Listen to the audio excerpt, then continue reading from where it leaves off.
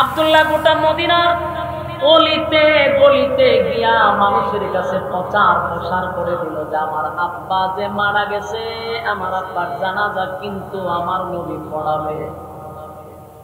Publicity করছে, চতুর্দিক দিয়ে পাবলিসিটি করা শুরু করলাম।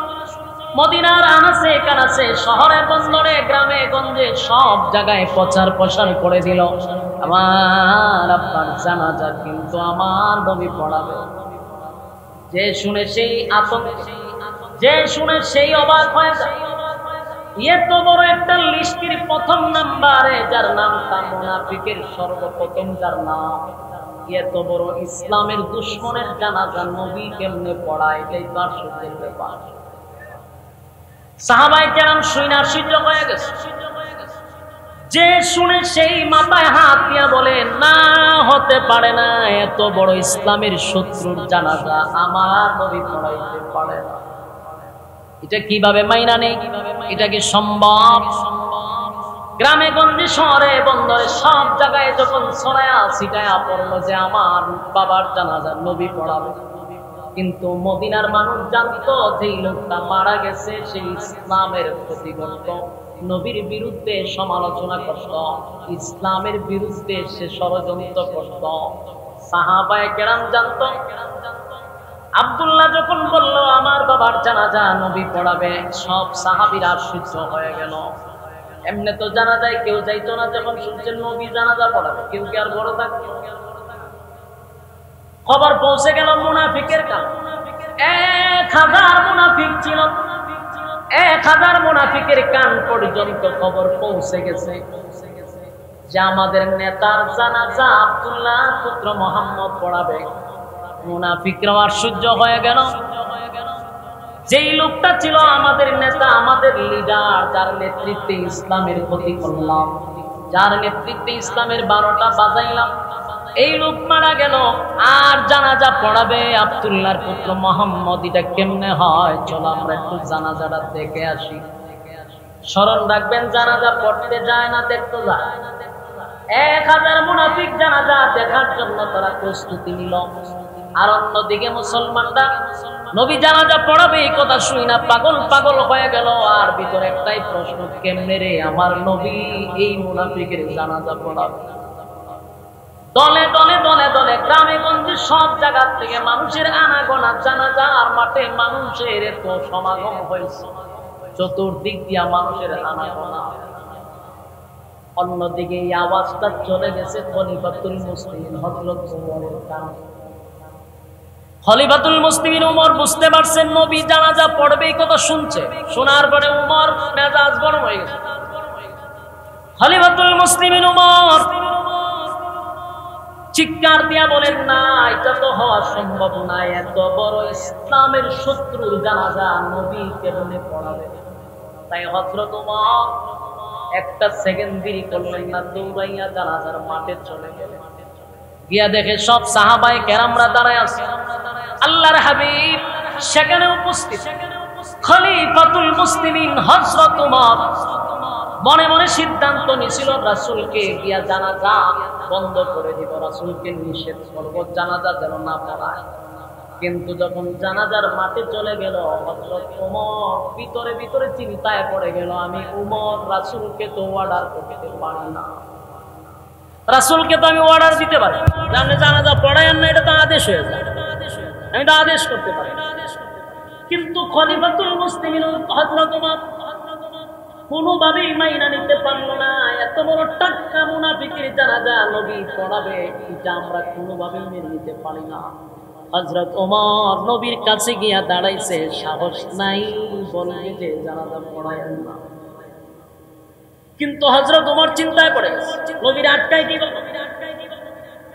ডাইরেক্ট বলতে পারি না, কিন্তু ইনডাইরেক্ট বলা যায়। তাই হযরত ওমর নবীর কানে কানে কানে জুড়ে জুড়ে আওয়াজ দিয়া বলতে লাগলো, ইস্তাগফির লাহুম আও লা তাস্তাগফির লাহুম ইন তাস্তাগফির লাহুম 70 মাররাতান ফালান ইয়াগফিরাল্লাহু লাহুম ذلك بأنهم كفروا بالله ورسوله والله لا يهدي القوم الفاسقين এই আয়াত আল্লাহর নবীর চতুর্দিকে ঘুরে আর বলে, নবী গো,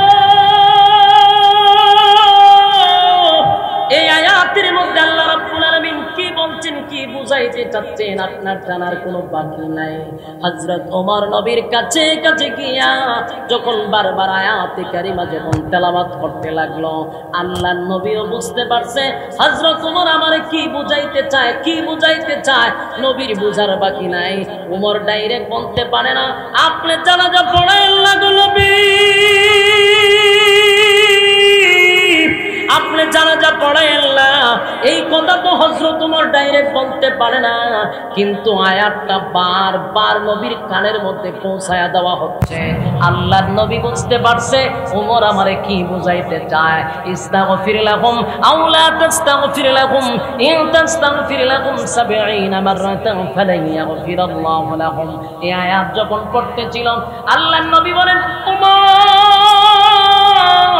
বুঝার বাকি নাই রে, আমি বুঝতে পারছি তুমি আমার এই আয়াত শুনাইয়া কি বুঝাইতে চাও। এই আয়াতের মধ্যে আমার আল্লাহ স্পষ্ট বলেছেন। ভিতরে আরো পেরেশানির মধ্যে পড়ে গেল, চিন্তায় পড়ে গেল। নবীর কানে কানে বারবার আয়াতটা শুনাইলাম যে, নবী গো, আপনি ৭০ বার দোয়া করলে যদি কবুল না হয়, এমন ব্যক্তির জানাজা পড়ানোর তো প্রয়োজন নাই। কিন্তু আল্লাহর নবী হযরত ওমরকে বলে, ওমর রে, এই আয়াতের মধ্যে দুয়ার কথা বলছে, জানাজা পড়াবো না এমন কোন আয়াত তো আমার মালিক নাযিল করে নাই। বলুন, এই আয়াতে কি জানাজা নিষেধ করছে না দোয়া নিষেধ করছে? হ্যাঁ, মনোযোগ আসেনি আমার দিকে না, তাকাইবে মনোযোগ দিয়ে শুনুন। বলুন, এই আয়াতে কি জানাজার কথা নিষেধ করছে না দোয়ার কথা? সব সাইরা দিতাম নি আমি। বুঝতে পারছি আপনারও যদি বিরক্ত লাগে, আমার কিন্তু ডাবল সুবিধা, অসুবিধা নাই, আমার আরাম লাগতেছে না। কিন্তু মনোযোগ দিন না তো। হঠাৎ করে সব ছাত্ররা সাদা কাপড় পরে আসছে, আপনারা আর জীবনে দেখছেন না। এরা তো এই মাদ্রাসার ছাত্র, এইভাবে চাই হয়েছে। কোনকে আর আওয়াজ করবো না, আমি আওয়াজ করবো, চিন্তা করি। আপনারা চাইবেন এদিকে চাই হয়েছে নাকি? মনোযোগ দিয়া শুনেন, আপনার বিরক্ত লাগলে আমার কন্যা করে। আচ্ছা ঠিক আছে, আমি অল্প সময় ছেড়ে দিতেছি ইনশাআল্লাহ। আর 10 মিনিট না, বুঝতে পারছি লক্ষণ খারাপ। আপনারা যেহেতু আরেকখানে চাই রয়েছেন, আমি ওয়াজ করেছেন। টিউবওয়েলে যখন পানি আনেন তখন টিউবওয়েলের কলস কোথায় দেন? টিউবওয়েলের মুখে যেমন লাগে না, না ওই দিকে দিলে চলবো? ওয়াজ যিনি করে তার মুখের দিকে না তাকাইলে ওয়াজিও ওয়াজ করতে পারে না, আর আপনারা হইল লাভ না। মনোযোগ দিয়ে শুনেন, মনোযোগ দিয়ে। এই আয়াতে আল্লাহ রাব্বুল আলামিন বলছেন কি, ৭০ বার দোয়া করলে মুনাফিকের জন্য কি হবে না? কবুল হবে। তোমার তো এই আয়াত কেন রেফারেন্স হিসাবে দিল? যাতে নবী এটা বুঝতে জানা না পড়া। উমরের রাগ আর সবার রাগটা একরকম না। উমর সাধারণ কোন সাহাবী না, এখানে হাজার হাজার সাহাবী ছিল, কারো সাহস নাই নবীর সামনে দাঁড়ায় কথা বলা। কিন্তু উমর ডাইরেক্ট রাসূলকে প্রশ্ন না করে আয়াত শোনাইতেছে বারবার। কিন্তু রাসূল উমরকে এমন এক কথা বলছে, উমরও দেখে যে কথা তো ঠিক, আল্লাহ তো কোথাও বলে নাই যে জানাজা পড়াই। আল্লাহ বলছে দোয়া করবি, রাসূল তো জানাজা না পড়াই। কিন্তু হযরত উমর কোনোভাবেই চাচ্ছে না যে এই মুনাফিকের জানাজা রাসূল পড়াক। উমর চাইতেছে। তাই আল্লাহর নবীর কাছে বারবার আয়াতে কারিমা তেলাওয়াত করিয়া নবীর সামনে বারবার আয়াতটা পড়তেছিল।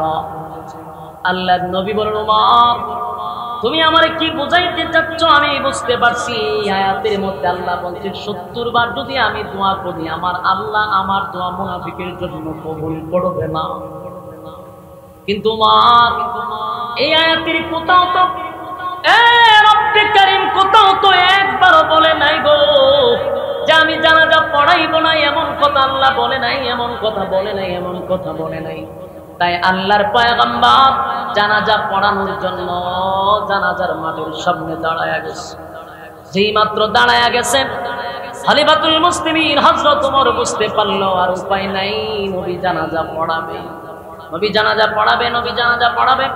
এবার নবীজি জানাজা যখন পড়ায়া দিল, হযরত ওমর রাগান্বিত হইয়া বসা ছিল, নবীর উপর দিয়া কথা বলতে পারতেছে না।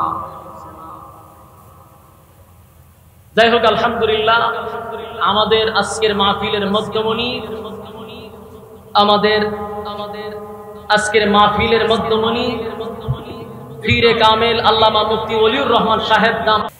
বিসমিল্লাহির রাহমানির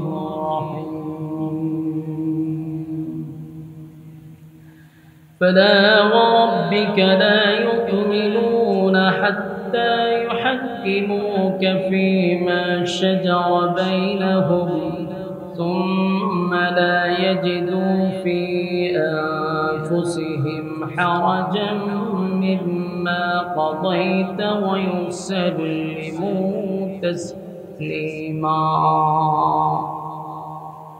صدق الله العظيم दुरूद शरीफ पढ़े अल्लाहुम्मा सल्लि अला सिजदाय करे शीश कमान व अला आलि मुहम्मद कमा सल्लैता अला इब्राहीम व अला इन्नका हमीदुम मजीद اللهم بارك على محمد وعلى كما صليت على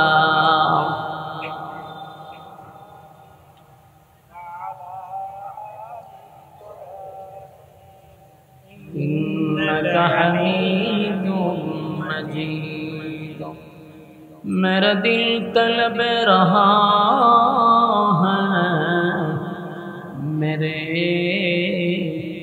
जल रहा है सीना,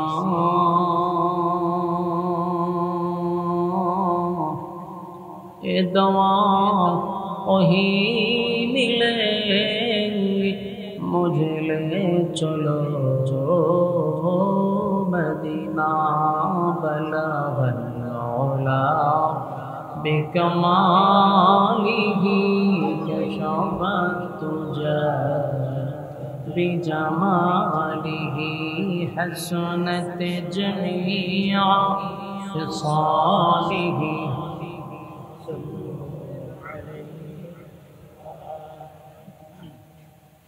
ज़िक्र बतिल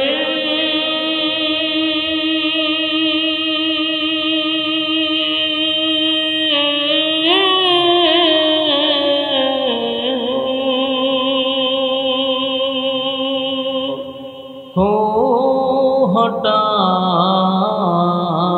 दे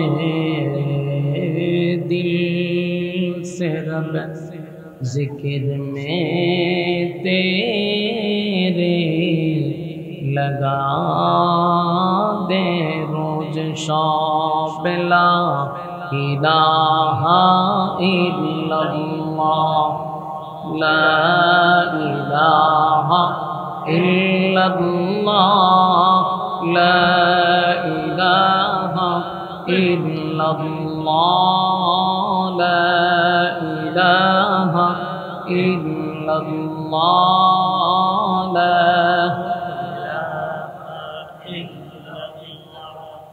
ला इलाहा इल्लल्लाह, ला इलाहा ला इलाहा इल्लल्लाह मुहम्मदुर रसूलुल्लाह सल्लल्लाहु अलैहि वसल्लम। আলহামদুলিল্লাহ, ব্রাহ্মণবাড়িয়া জেলার অন্তর্গত সরাইল থানার দাওয়াতুল কোরআন হিফজ মাদ্রাসার আজকের সমাপনী ছাত্রদের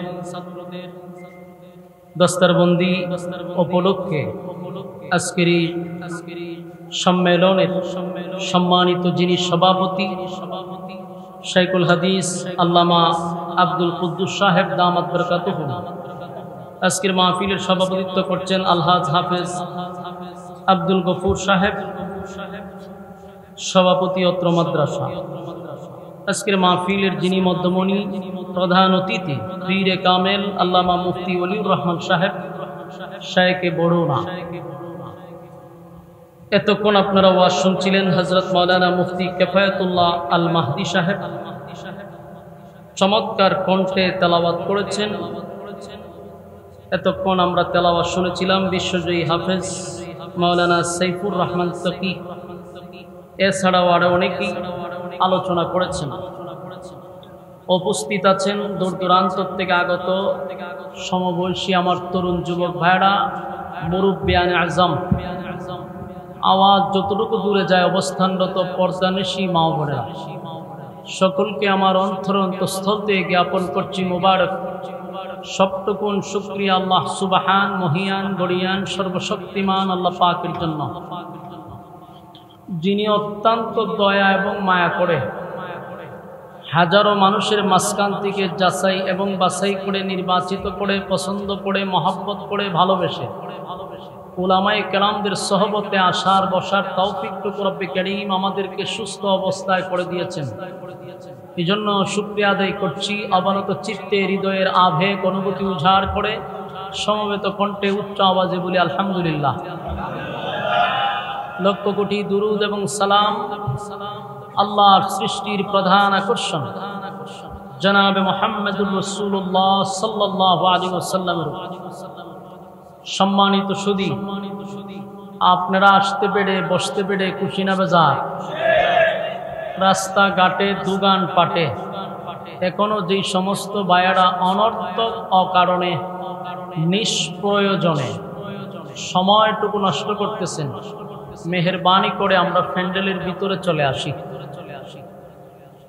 কারণ এখানে যতক্ষণ বসা থাকবেন গুনাহ না হওয়াটাই সম্ভব,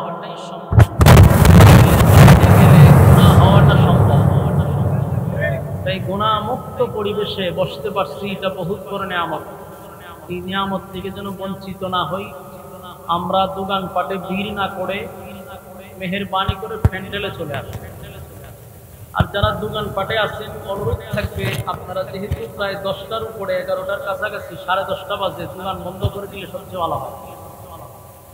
আপনার দোকান খোলা থাকার কারণে এই মাহফিলের একটা বড় ধরনের সমস্যা। সব দোকান পাটে ভিড়, আড্ডায় ব্যস্ত, মাইকের আওয়াজ যতটুকু দূরে যায় তাদের কাছে বিনয়ের সাথে বলা, প্রতিদিন আমরা চাইলে আড্ডা মারতে পারবো যদি হায়াত থাকে, প্রতিদিন গল্প করার সুযোগ আছে যদি হায়াত থাকে, কিন্তু প্রতিদিন মাহফিলে বসার সুযোগ নাই হায়াত থাকতে হয়।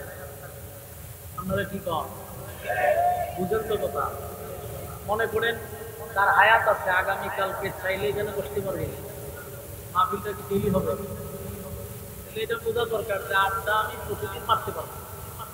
গল্প যেহেতু আড্ডা মেরে যেহেতু আমার অভ্যস্ত, এটা যেহেতু আমার অভ্যাসে পরিণত হয়ে গেছে, আমি আড্ডা প্রতিদিনই মারতে পারবো। আমি তো বাচ্চা থাকি, কিন্তু মাহফিলটা বাচ্চা থাকলে পাবো না। এই জন্য আমরা এই দিনই উদ্দেশ্যে আসার একটা ব্যবস্থা এলাকাবাসী আপনাদেরকে করে দিয়েছেন, মাদ্রাসার কর্তৃপক্ষ আপনাদেরকে ব্যবস্থা করে দিয়েছেন।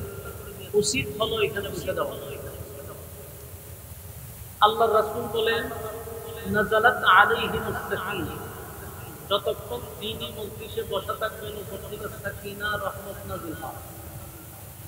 আসলে সুবহানাল্লাহ, এই রহমত, এই সাকিনা কি আপনার রাস্তাঘাটে হবে, দোকান পাটে, প্যান্ডেলের ভিতরে? এই জন্য বুদ্ধিমান যারা প্যান্ডেলের ভিতরে বসে যান। অত্যন্ত গুরুত্বপূর্ণ একটা মজলিস, ফজিলতপূর্ণ একটি মজলিস।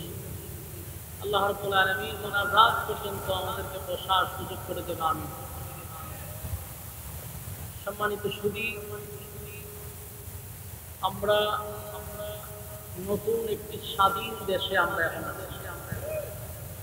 স্বাধীন দেশের প্রথম আপনাদের সাইডে মাহফিল।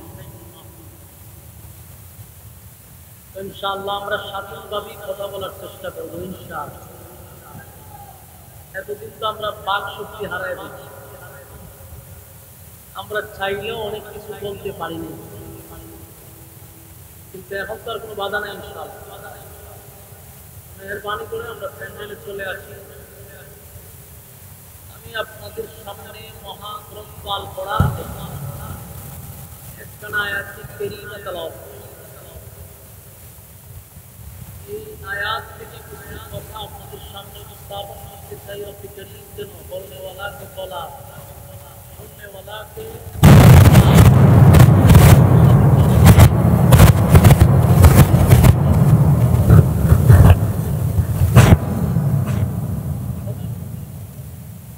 আপনারা মাহফিলের একটা স্নান কলার ভিতরে নিয়ে আসেন। মেহেরবানি করে টাকা কথা বললে মনোযোগ চলে যায়, সে কথা বলে তার দিকে মনোযোগ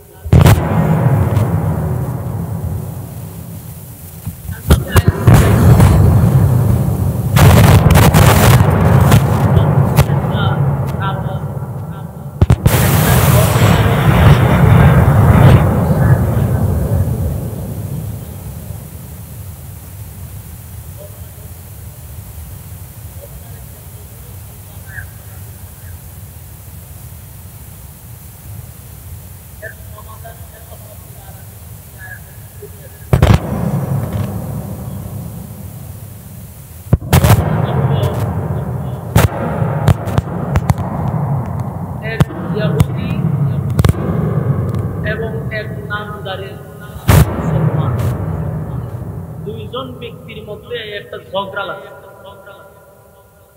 ঝগড়া মানে মারাত্মক কথা। ঝগড়াটা কিনিয়া লাগলো একটা সম্পত্তি, ধরুন একটা এক্সাম্পল, একটা মোবাইল এক্সাম্পল দিতেছি, মোবাইল আছে মনে করেন ইহুদি ব্যক্তি বলতেছে যে জিনিসটা আমার, নামদারি মুসলমান যে ব্যক্তিটা সে বলতেছে যে না এটা আমার। এই নিয়ে দুইজনের মধ্যে দ্বন্দ্ব।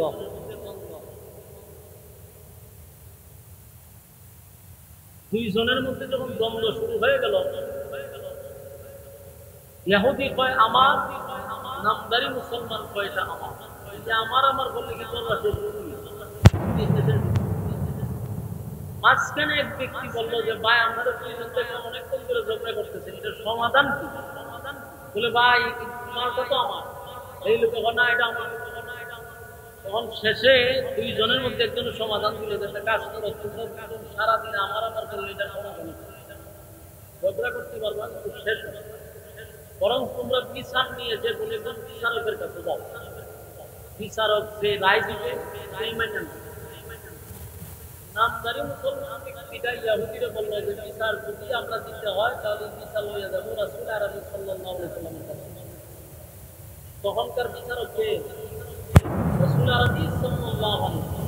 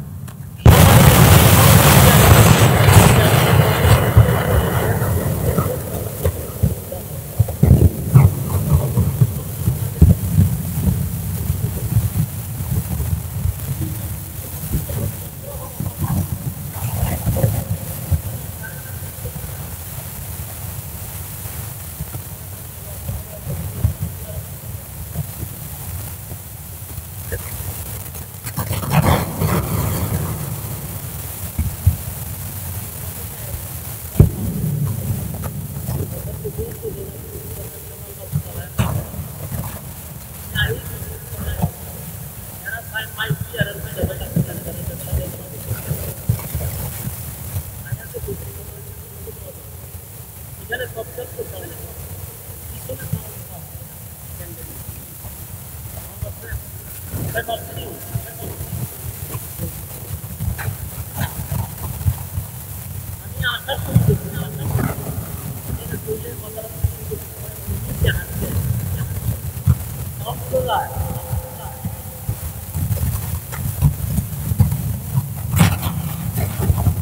কত বুঝতেছেন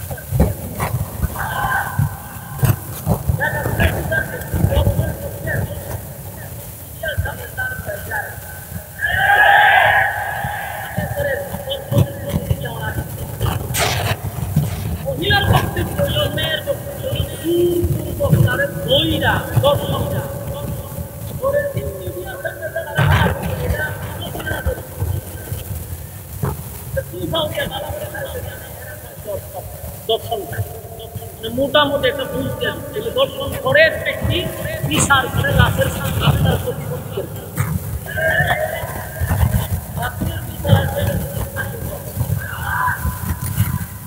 আল্লাহ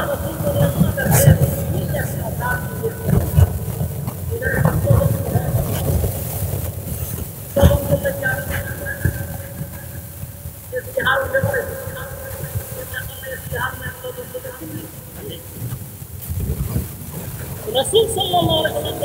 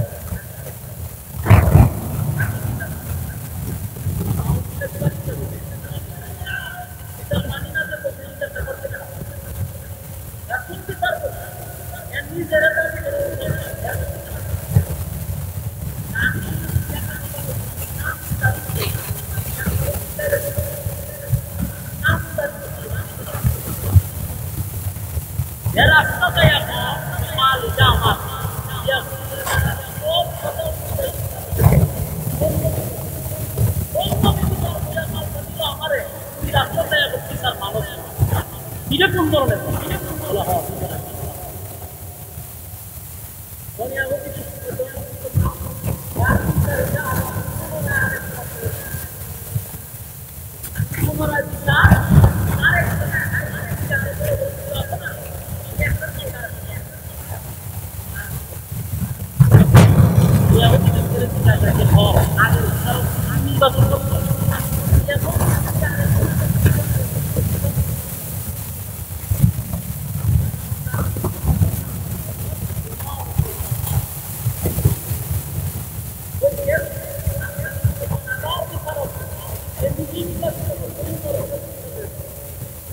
ইহুদি ব্যক্তির কথা হইল মাল যেহেতু যাও আমি ইহুদি হইল আমার মুসলমানের শিক্ষা করতে বিশ্বাস করতে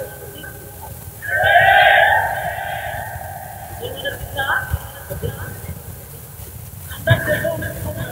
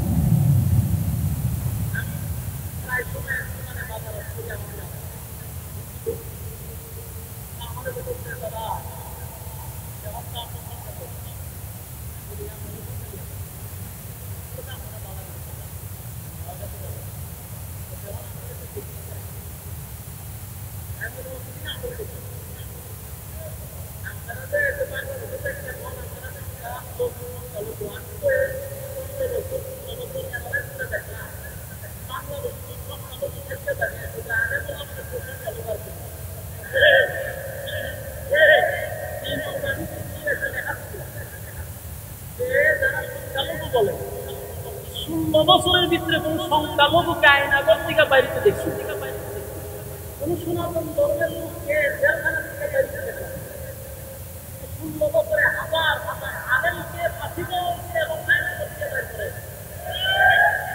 বাংলাদেশের আমি তাদের উদ্দেশ্যে বলবো ইসলাম ক্ষমতায় আছে তাহলে সর্বদলীয় সব বাংলাদেশের যত ধর্মীয় এখানে বসবাস করে যে কোনো ধর্মের সবচেয়ে বেশি নিরাপদ হবে যদি বাংলাদেশে ইসলামী হুকুমত কায়েম হয়। ইসলাম আমাদেরকে শিক্ষা আমরা দেখছেন যখন চতুর্থিয়া সরকারের লোকেরাই মন্দির বাঁধছে এরাই মন্দির ভাঙ্গা চাইছিল আমাদের উপরে অপরাধ করা কিন্তু আমাদের মাদ্রাসা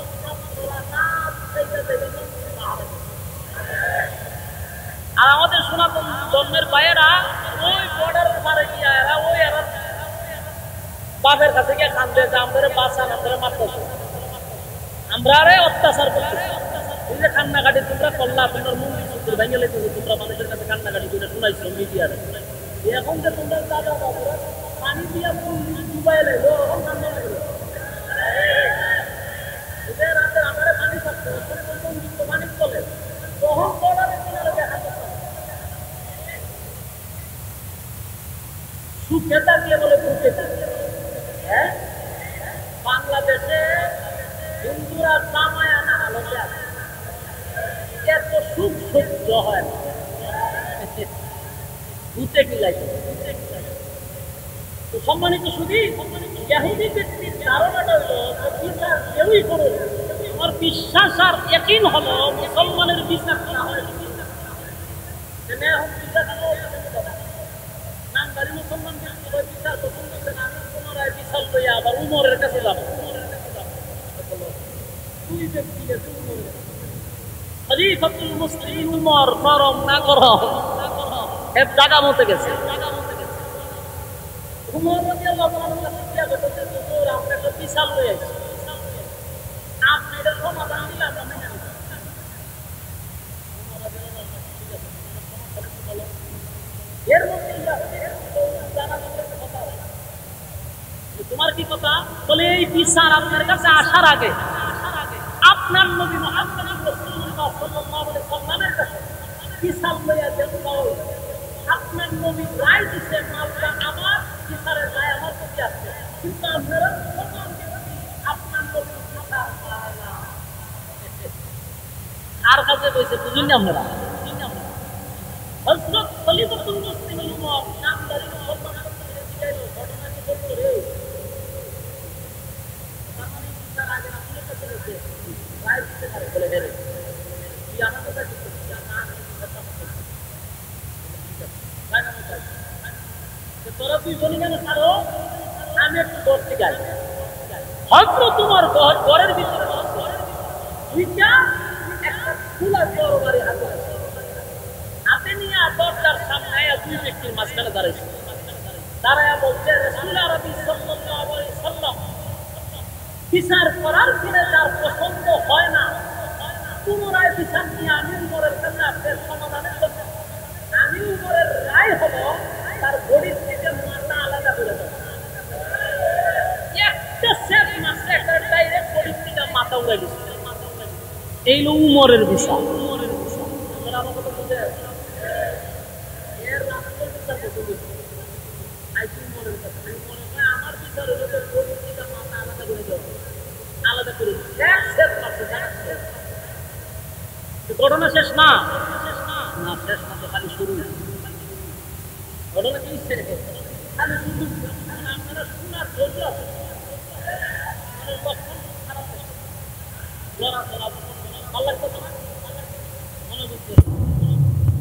হযরত উমর কিন্তু বিচারের রায় দিতে কিভাবে বডির থেকে আলাদা করে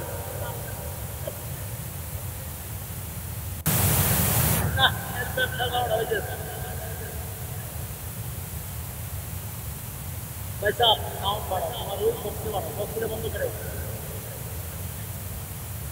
है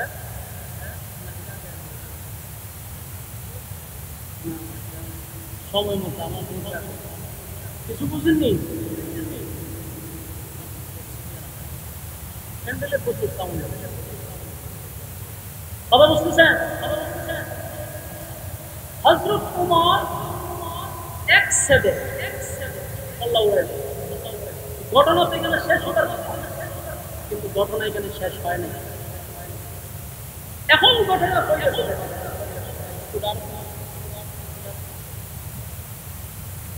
এখন যারা হত্যা করতে হতো এই লোকের আমার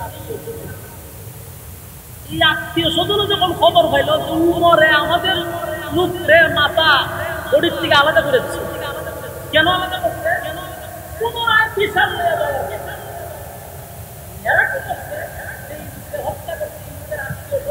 রাসূলের দরবারে গিয়ে আবার উমরের বিপক্ষে মামলা করছে। উমরের বিরুদ্ধে মামলা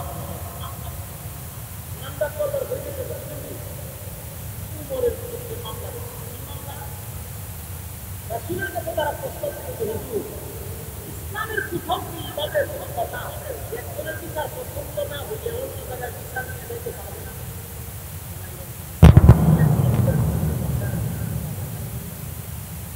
আমাদের ভাই আপনার বিচার পছন্দ হয়েছে, সে উমরের কাছে গেছে পুনরায় বিচার দেবে।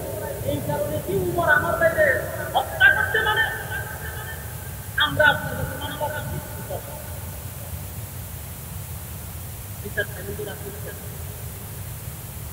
এখন ইসলামিক বিচার হলো হত্যার বদলা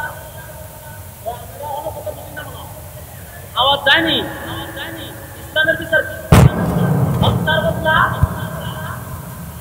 এই ওয়াজ যদি আগে করতাম আজকের আগে যে আমাদেরকে হয়তো জঙ্গি কেন হয়তো বলতে বলবো হত্যা বদলা হত্যা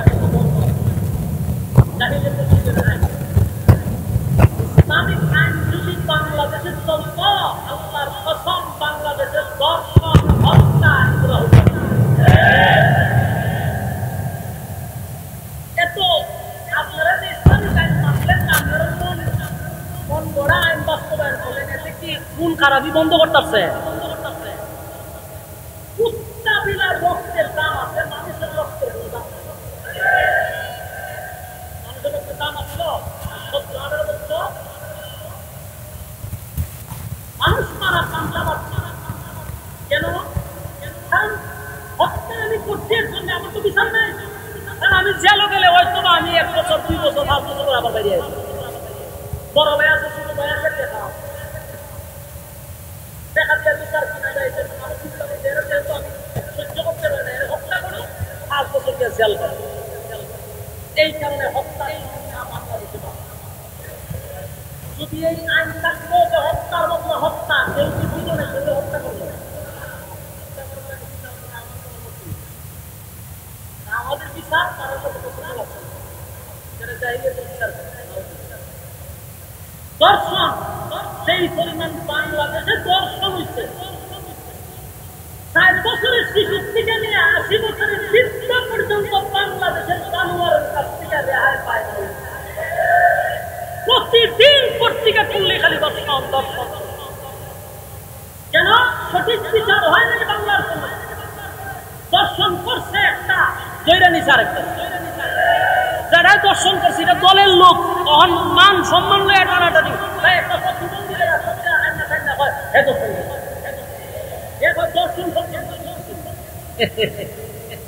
কি তামসা দেখা গেছে, কি নাটক সম্মানিত। এখন ইসলামের বিচার হইল হত্যার বদলা হত্যা। উমরের নামে যে বিচার দায়ের করছে রাসূলের দরবারে, এই বিচারের দায় হইল হত্যার বদলা। আল্লাহর রাসূল বিচার করবে, রাসূল নিজেই পেরেশানির মধ্যে পড়েছে। রাসূল এত চিন্তিত হয়েছে, কারণ উমর তো সাধারণ সাহাবী না।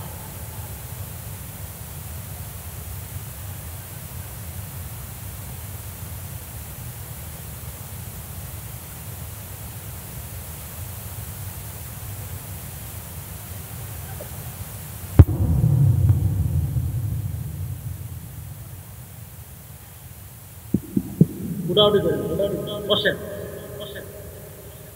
হযরত উমর কি সাধারণ কোন সাহাবী? উমর তো সাধারণ সাহাবী।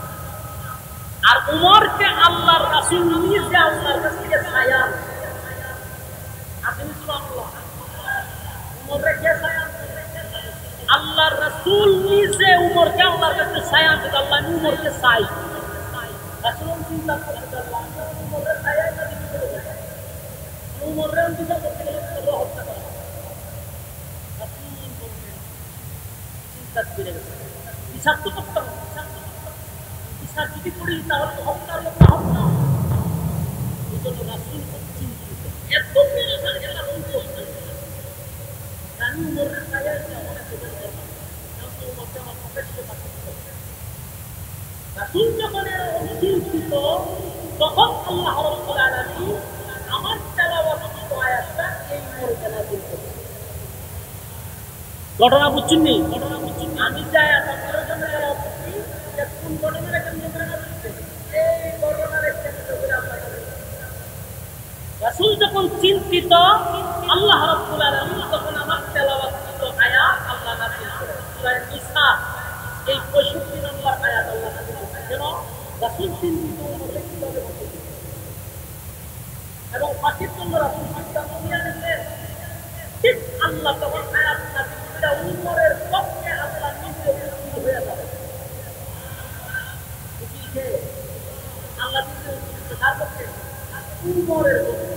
আল্লাহ কোরআনে বলেন, فلا وربك لا يؤمنون حتى يحكموك فيما شجر بينهم ثم لا يجدوا في أنفسهم حرجا مما قضيت ويسلموا تسليما. এই সূরার 65 নম্বর আয়াত। রাসূল যখন সিদ্ধান্ত নিল উমরকে হত্যা করা হবে, হত্যার বদলে আল্লাহ তখন আয়াত নাযিল করে বলেন, হে রাসূল, আপনার রবের কসম, উমর কোনো অন্যায় করেনি। সুবহানাল্লাহ। আল্লাহ আপনার সামনে কয় উমর কোনো হত্যা করে না। এবং কি বলছে? আপনার রবের কসম, উমর কোনো অন্যায় করে নাই, উমর কোনো অপরাধ করে নাই, উমর নিরপরাধ কোন মানুষকে হত্যা করে না। উমর যেটা করছে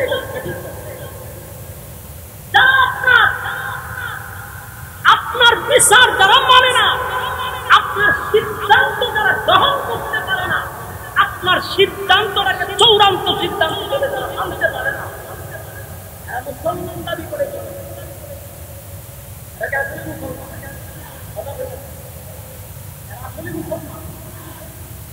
সমাজে অনেক মানুষ আছে, এখনো তারা নিজে দাঁড়িয়ে আছে, সুফি আছে, নিজেরা মুসলমান দাবি করে, কিন্তু আল্লাহর কোরআনের আইন তার পছন্দ লাগে না, নবীর সুন্নাহ অনুযায়ী জীবন যাপন করতে তার ভালো লাগে না। বুঝতে হবে তারা আসলেই মুসলমান না, তারা নামদারি মুসলমান। আল্লাহ এই আয়াতে স্পষ্ট বলছেন যে আপনার রবের কসম, যারা আপনার সিদ্ধান্তকে, যারা আপনার বিচারকে পছন্দ করে না, যারা আপনার আইন মেনে নিতে পারে না, যারা আপনার সিদ্ধান্ত মনে করতে পারে না, এরা কোনোদিন মুমিন হতে পারে না। হত্যা করছে আসলে হত্যা করছে কি আসলে মুসলমান আছে? আল্লাহ রাব্বুল আলামিন বলেন, আপনার রবের কসম করে বলি, ওমর কোনো অপরাধ করে নাই, ওমর কোনো দোষ করে নাই, ওমর কোনো মুমিনকে হত্যা করে নাই। যেই লোকটাকে খলিফাতুল মুসলিমিন হযরত ওমর হত্যা করলো, এই লোকটাকে আসলে মুমিন ছিল। আমি কিন্তু শুরু থেকেই বলতেছিলাম এই লোকটা ছিল নামদারি মুসলমান, নামদারি মুসলমান। আল্লাহর নবী যেখানে বিচার করে রায় দিল, তার এটা পছন্দ হয় নাই, জন্য বিচারের জন্য গেছে ওমরের কাছে। আর হযরত ওমর বুঝতে পারছে কোনোদিন মুসলমান হতে পারে না। হে মুসলমান হয় কেন? আমার রাসূল বিচার করছে, পছন্দ হয়েছে। ওমর বুঝতে পারছে আসলে মুসলমান, তাই ওমর তারে হত্যা করছে। যদি লোকটা প্রকৃতপক্ষে মুসলমান হইতো, আর উমর যদি হত্যা করতো তাহলে অপরাধ, একজন মুমিনকে হত্যা করত। কিন্তু উমর কোনো মুমিন বান্দাকে হত্যা করে নাই। আল্লাহ ডাইরেক্ট সিদ্ধান্ত দিছে উমরের পক্ষে। আল্লাহ নিজে উকিল হইয়া আল্লাহ বলেন যে আমি তোমার রবের কসম করে বলি, উমর কোনো অপরাধ করে নাই, উমর কোনো মুমিনকে হত্যা করে নাই, একটা মুনাফিককে হত্যা করে। আর এই মুনাফিক যদি থাকতো তাহলে সমাজে ভাইরাস আরো সৃষ্টি হতো। মুনাফিক খুব খারাপ। ওমর যারা হত্যা করছে সে কি আসলে মুমিন ছিল না মুনাফিক ছিল? এই মুনাফিক কি এখন আসেনি? অনেক মুনাফিক আছে। সাবধান, মুনাফিকের ব্যাপারে আল্লাহ আরেক আয়াতে বলেন, আল্লাহ বলেন যে মুনাফিকের জন্য আপনি নবী যদি কমপক্ষে 70 বার দোয়া করেন, কথা কি বুঝতেছে? একবার না, রাসূলকে বলছে আপনি যদি মুনাফিকের লাগি অন্তত 70 বার দোয়া করেন, এটা জেনে রাখবেন যে আমি আপনার দোয়া কবুল করব। আল্লাহ অন্য আয়াতে বলেন, ইস্তাগফির লাহুম আও লা তাস্তাগফির লাহুম ইন তাস্তাগফির লাহুম 70 মাররাতান ফালান ইয়াগফিরাল্লাহু লাহুম ذلك بأنهم كفروا بالله ورسوله والله لا يهدي القوم الفاسقين। মুনাফিকের জন্য আপনি নবী যদি একবার না 70 বার দোয়া করেন, আমি আপনার দোয়া কবুল করব না। কথা বুঝতেছেন? মুনাফিক মারাত্মক ধরনের ভয়ঙ্কর। এটা সবচেয়ে বেশি মুসলমানের ক্ষতি করছে। ইসলামের সবচেয়ে বেশি 12টা বাজাইছে মুনাফিক। এই শীষ বন্ধ করে। এজন্য আল্লাহ বলেন, ইস্তাগফির লাহুম আও লা তাস্তাগফির লাহুম ইন তাস্তাগফির লাহুম 70 মাররাতান ফালান ইয়াগফিরাল্লাহু লাহুম যালিকা বিআন্নাহুম কাফারু বিল্লাহি ওয়া রাসূলিহি ওয়াল্লাহু লা ইয়াহদিল কওমাল ফাসিকিন। যুবক ভাইরা আমার, মুনাফিক এত ভয়ঙ্কর, এত ভয়ঙ্কর, এত ভয়ঙ্কর। কিয়ামতের ময়দানে সবচেয়ে বেশি নিকৃষ্ট জায়গায় আল্লাহ মুনাফিকরে রাখবে। আল্লাহর নবী নিজেই বলছেন, কাফেররা ইহুদিরা আমার এত ক্ষতি করে না, মুনাফিকরা যেই ক্ষতি করছে। মুনাফিক চিনা বড় কঠিন। মুনাফিক আপনি চিনবেন কেমন? আপনার থেকে লম্বা আরো বেশি দাড়ি, আপনার থেকে টুপি আরো বেশি উঁচা, আপনার থেকে পাঞ্জাবি আরো বেশি লম্বা। এর আপনি মুনাফিক। ইসলামের 12টা তারা বাজাচ্ছে। সম্মানিত শুধু রাসূল আরবি সাল্লাল্লাহু আলাইহি সাল্লামের কাছে একবার একটা লিস্টে আসছে। কিসের লিস্টি? মুনাফিকের লিস্ট। রাসূল মুনাফিকের লিস্টিটা কইরা দেখে সর্বপ্রথম যার নাম লেখা, মাশাআল্লাহ এই লোক রাসূলের পিছনে নামাজ পড়ে। আমার কথা বুঝতেছেন? আওয়াজ যাইতেছে? বলুন তো দেখি, 1 নাম্বার মুনাফিক কার পিছনে নামাজ পড়ে? একবারে বরাবর রাসূলের পিছনে, বরাবর। রাসূল কয়, সর্বনাশ, আমার থেকে লম্বা হেয়ার দাড়ি, পাঞ্জাবি আমার থেকে কম না, পাগড়িও আছে, পকেটে মিসওয়াকও আছে, কিন্তু এই যে শয়তানের খারাজি কি, কারণ লিস্টির প্রথম নাম্বারে তার নাম। এই ব্যাপারে রাসূল কোনো টু শব্দ করে না, কিন্তু এই লোকটা গোপনে গোপনে রাসূলের অনেক ক্ষতি করছে, রাসূলকে মারার জন্য চেষ্টা করছে, ইসলামের ক্ষতি করছে, ইসলামকে 12টা বাজানোর জন্য যা যা করার লোকটা করতেছে। আল্লাহর রাসূলের কাছে লিস্টিও চলে আসে, রাসূল কারোর কাছে বলে। কিন্তু যেই লোকটা রাসূলের পিছনে নামাজ পড়ে তার একটা ছেলে আছে, তার নাম হলো আব্দুল্লাহ। এই লোকটা আবার রাসূলের কলিজার টুকরা সাহাবী, মানে মুনাফিকের ছেলে। তো একদিন রাসূলের কাছে আসে, আয়েশা রাসূলের কাছে বসে কাঁদতেছে, ওই মুনাফিকের ছেলে। আল্লাহ রাসূল জায়গায় কান্দা, বলো হুজুর আমার আব্বাটা মারা গেছে। রাসূল তো জানে এর বাপ দেখি তা আছে, কথা বল জানেনি, কে জানাইছে? আল্লাহ লিস্টি পাঠাইছে। তো হে বলতেছে যে আমার বাবা মারা গেছে। রাসূল বলতে তোমার বাপ মারা গেছে, আমার তার বইয়া খাদ্য গেছে। ওই হুজুর খান্দি কি এমনি? আমার বাপ যে শয়তানের খারাজি কি আছে এটা আপনি ভালো করে জানেন, আমিও জানি। ইসলামের ক্ষতি কতটুকু করছে সেটাও জানি, কিন্তু বাপ তো মারা গেছে, কষ্ট লাগে। রাসূল বলে আমি কি করবো? হুজুর আমার তিনটা সাক্ষী দেয়, আমার বাপ তো জাহান্নামে যাবে, কিন্তু আপনি নবী, যদি আমার বাপের জানাজাটা বেড়ে দিলে আমার দিলটারে শান্তি দিতাম যে আপনি বলেছেন জানাজা, নিশ্চিত আমার বাপ আল্লাহ মাফ করে দিতেন। সুবহানাল্লাহ। রাসূল তো দয়ার সাগর, মায়া দয়া বেশি। রাসূল বলছে ঠিক আছে, যদি আমি জানাজা পড়াইলে তোমার আব্বারে আল্লাহ মাফ করে দেয়, আমার অসুবিধা নেই, জানাজা পড়াবো। যাও। যেই কাছে পড়াবো একটা সেকেন্ড দাঁড়াইছেন, একটা দৌড় মারছে। সাহাবীরা দিকে এই লোকটা দৌড়ে, কারণ উনি তো সাহাবী, ভালো করে জানে যদি দাঁড়ায়া থাকি আর জিবরাইল আয়াত নাযিল করে বলে যে জানাজা পড়ায়েন না, আমি সব হারাম। এই জন্য রাসূলের কাছে দাঁড়াইছে, দৌড় মারছে।